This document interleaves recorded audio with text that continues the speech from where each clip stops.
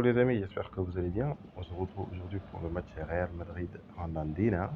Je ne sais pas pourquoi, mais il me donne des vibes de Mexicain. Et nous allons passer à la composition d'équipe avec le plus attendu des attendus, je dirais Arda Güler, l'auteur qui rentre enfin sur le terrain, sa première touche de réalisation avec le Real Madrid, accompagné de Nico Paz, aussi des réservistes Vinicius Tobias, que j'avais eu hâte, disons, de voir jouer. C'est la première fois que je vois jouer, ainsi que Cario en défense centrale qui va accompagner Nacho. Dans l'ensemble, une première mi-temps, disons, on va dire en deux temps. La première, on a eu un Real Madrid dominant, presque une démonstration. On a l'étendue du talent de nos jeunes, avec bien sûr Kamavinga et Brahim Diaz, toujours aussi virevoltant. Néanmoins, le niveau affiché par Nico Paz et Arda Güler est assez exceptionnel. Pour le cas d'Arda, il s'est rendu très disponible avec un premier temps une position assez basse à la Toni Kroos, un peu organisateur, mais ensuite plus en vue sur l'aile et le centre, avec une prise de responsabilité sur les corners et de grandes promesses en tant que tireur de coup franc. Le marqué aurait été ouf pour ses débuts, surtout qu'il me semble que cela tape le montant. Néanmoins, le Real Madrid pousse mais n'arrive pas à faire la différence avec un jeu plus que timide, un jeu plus caché, notamment à cause de l'état de la pelouse qui cause des contrôles et des passes ratées. Deuxième mi-temps, Arandina sort de plus en plus avec un jeu très physique.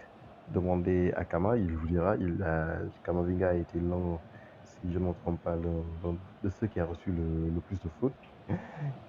Néanmoins, Arandina ne se montre dangereux que par les coups de pied arrêtés comme on pouvait se l'attendre, même si le danger va plus venir des coups de main arrêtés, si je peux dire, avec les longues touches de leur joueur Pesca, je pense le numéro 4, voilà, qui amenait le danger directement dans la surface des réparations.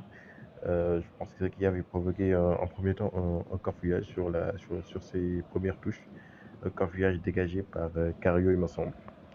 Ainsi, on passe à la seconde mi-temps. Le Real Madrid tient bien la balle, néanmoins, Argentina se montre, disons, assez dangereux, avec deux fois des 2 contre 1, voilà, suite à des pertes de balles. Celui qu'on retient le plus, ce sera celui de le second, avec Nacho qui a bien dansé et qui aurait pu commettre une erreur en laissant passer l'attaquant adverse. Cependant, ils se sont bien repris.